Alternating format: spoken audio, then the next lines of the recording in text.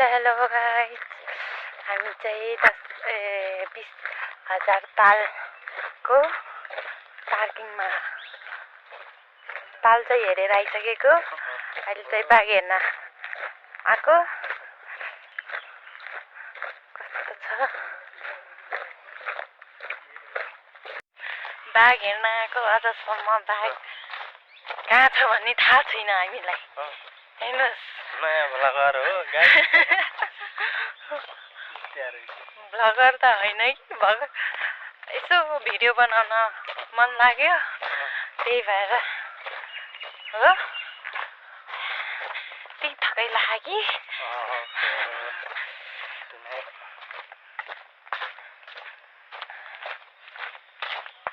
कहाँ रहेछ बाघ, तर नजिकबाट चाहिँ हेर्न नपाउँदो रहेछ। रुखको घर जस्तोमा चढेर हेर्ने।